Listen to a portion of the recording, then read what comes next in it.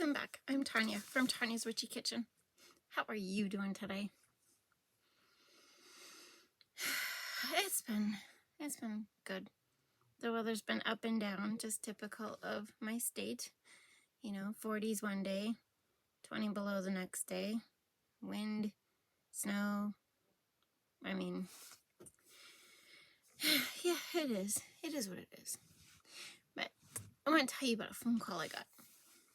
So my daughter called me, and she says, I have a poison control question for Tonya's Witchy Kitchen.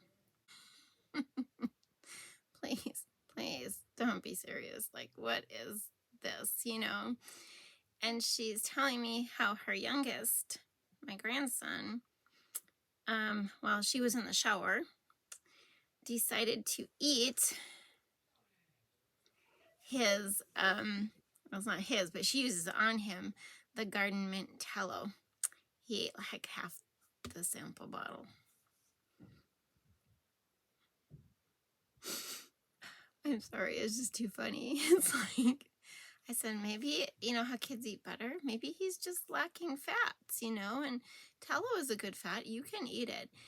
And I told her, I said, you're totally fine. He's fine.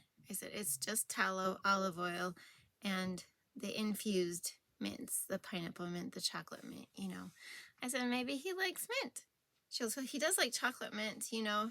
And I'm like, well, he just was hungry. Oh my gosh, like, what do you do? What do you do? These little boys. But, yeah, so there's not much else going on. Just same old, doing, going.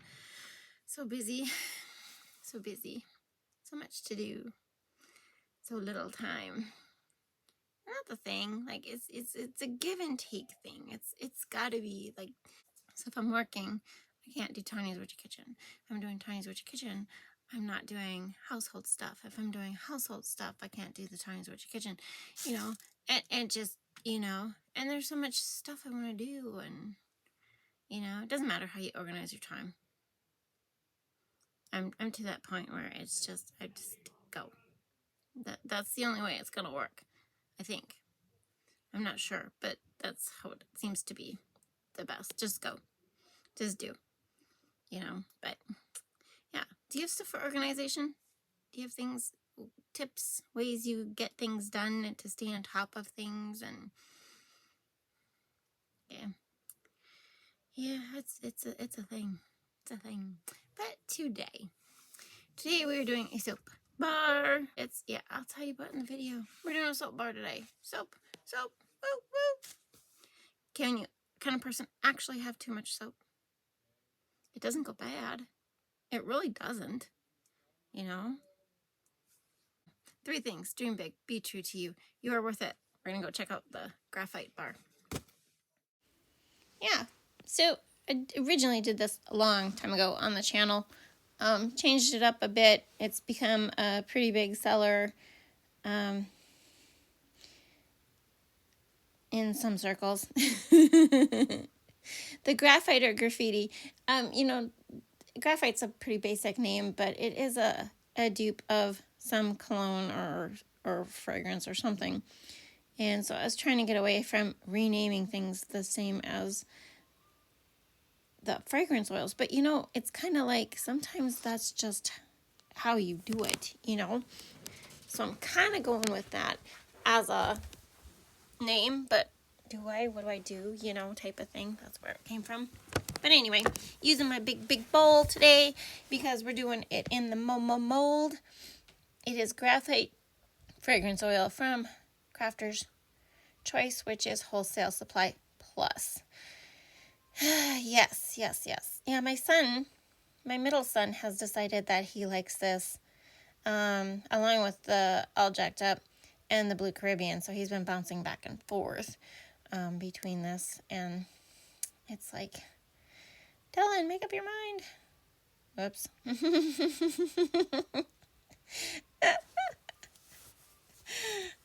Yeah, I try not to say their names, but oh well, what do you do? Yeah, so this one was, the original one had the oil swirl in it, and it didn't work, and I've never done it since. We still go to the same colors. That is pewter mica from Brambleberry. This is red mica from Brambleberry. It's such a weird red. It really is. And then this is Gold Sparkle from Brambleberry. And as you can see on the left, that is Klein Blue from Nurture Soap. The gold really doesn't come through a lot. Probably because it does, but it doesn't. You know, that's probably one thing I need to change up again. But the red I don't put in the oil anymore. I am going to do that again here down the road eventually to get a nice marbling effect. But that's here or there.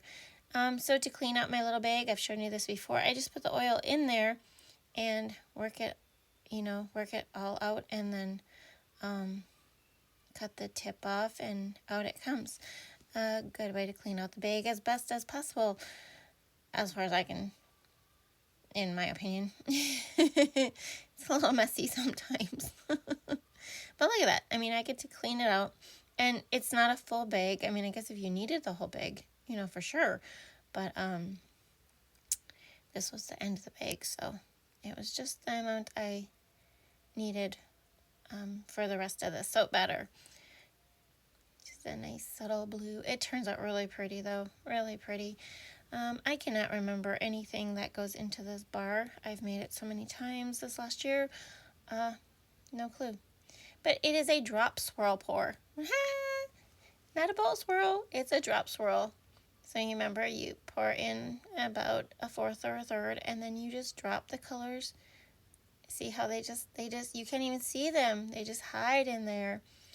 And then a little bit of red. There is probably just 2 ounces of red